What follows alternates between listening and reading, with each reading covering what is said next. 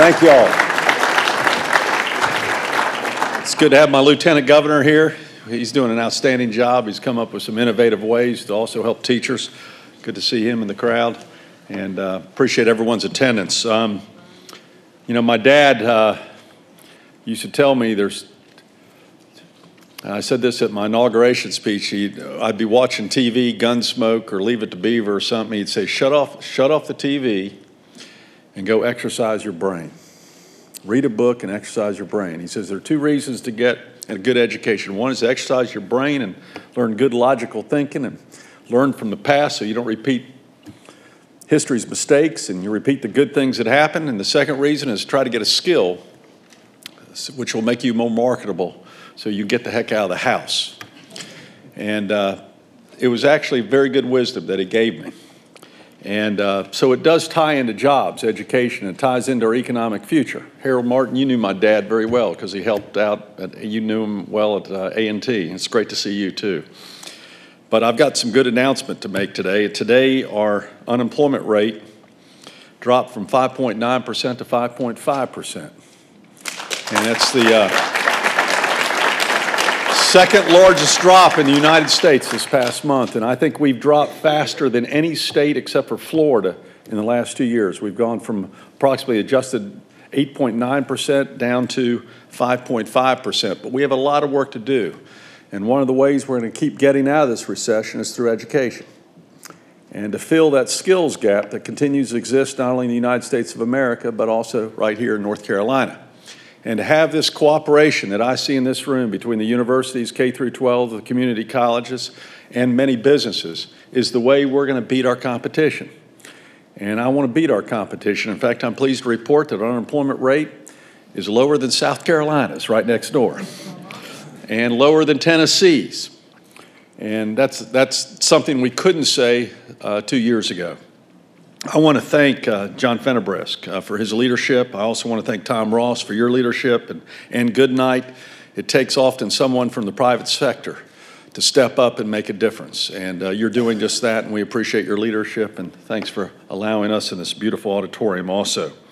Ann's committee has identified 7 recommendations that will strengthen and redesign, if needed, UNC's educator preparation programs to produce teachers and principals to drive student achievement to the next level. And that's exactly what we have to do.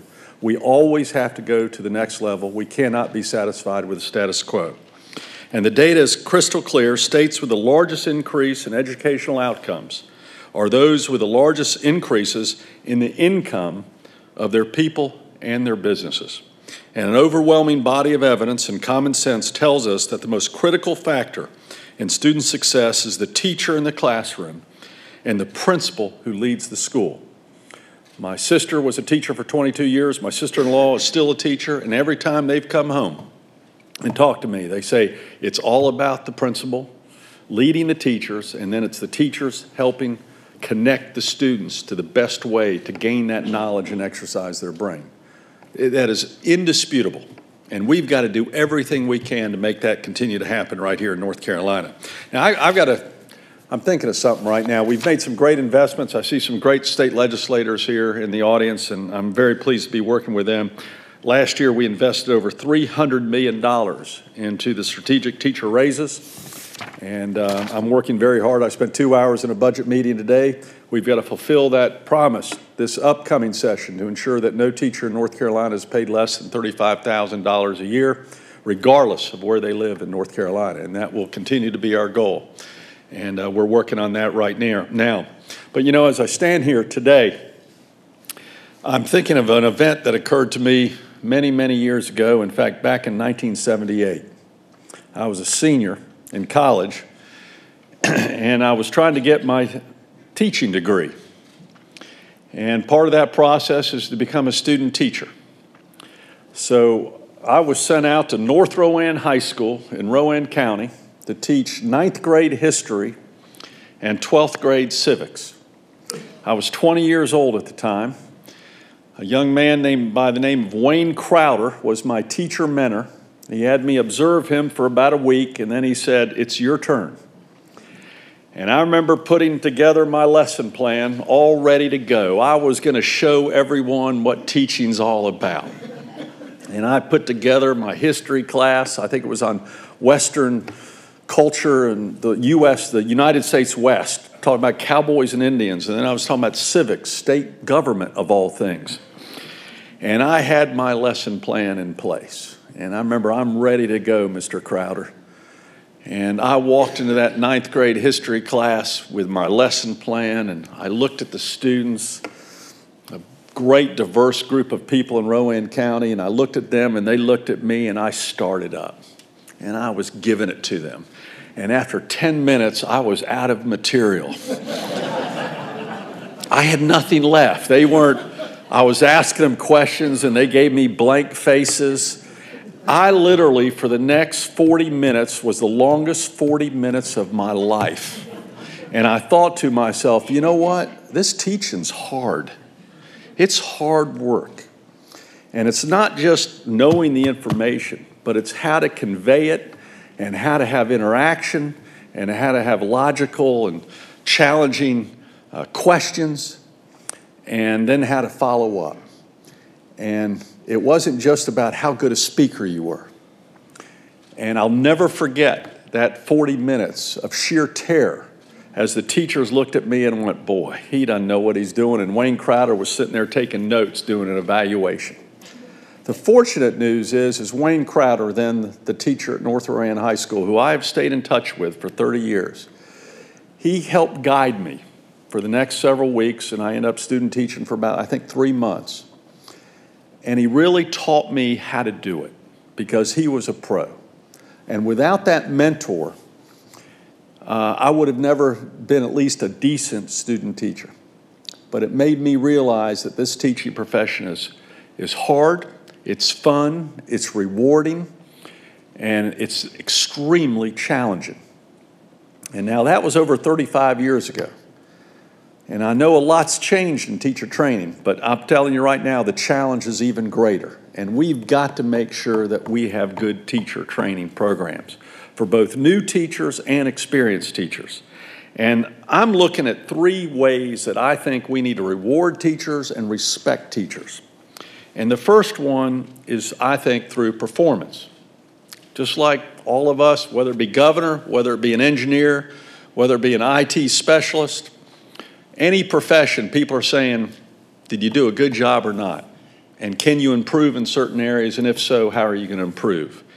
And we need to look and find out how can we reward the teachers, and then how can we build upon their strengths and correct their weaknesses. And by the way, this is not just K through 12. This is also at community colleges and our universities. So the actions that the UNC Board of Governors are taking they're actually eliminating the chance that our teachers will luck into a great mentor like I happen to have and ensure that they have a rigorous field-based experience that will give them the skills they need to excel with their students in the classroom. And right now it might be a flip of the coin. If you don't have a good mentor, you're probably not going to end up being a good teacher. And you're going to fail in your first, second, or third year. And we've got to make sure that we train the leaders who then can train the other teachers, which fits into the second criteria, and that's leadership. You know, when I was in high school and in junior high, you can pick out the leaders of other teachers, the ones that the other teachers come to for advice. You can always pick out the best of the best teachers, too. Everyone knows who the good teachers are in a high school. All you have to do is ask the parents, the principals, and the students. And yet, for whatever reason, we can't figure out who the best teachers are, but everyone knows who they are. They know who the easy teachers are, they know who the tough teachers are, and they know who the good teachers are. And the main thing is we need to reward the leadership teachers, the ones who are helping others become even better teachers. It might be through visual aids, it might be instruction methods, it might be through testing. The leadership teacher is the one that should be promoted within the teaching ranks, and that's what we're recommending. I came through a corporation, Duke Power Company, and there was a period of time where all the engineers were paid the same amount of money. And the only way you could get a promotion is to go to the next level and become a supervisor. And that's often how it is in teaching. The only way you can get a promotion in teaching right now is you become an administrator. And the fact of the matter is some engineers and some teachers might not be good administrators, but they're the greatest teachers you can. They're fantastic teachers, and you want to keep them in teaching, just like you want to keep certain engineers in engineering. But they should have a chance to be promoted within these classifications and rewarded. And those rewards should come from performance, and also, are you a leadership teacher in helping other teachers? And we think there should be different pay scales with regard to that area, so you reward the best of the best. And that's where our training should be developed.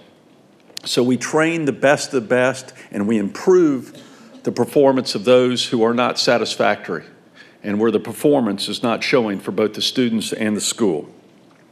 And the third thing that we need to focus on is marketability. We need job-ready degrees faster and at less cost. Teaching is not an exception to this rule. We're seeing it right now, and I saw it as a former corporate recruiter. One of my jobs at Duke Power was a recruiter. I recruited engineers and managers and accountants and IT professionals for about 6 to 7 years. And I'm excited that part of this program is developing campus-based recruitment plans that reflect current market research and regional district needs. And that's the way we need to think within the region.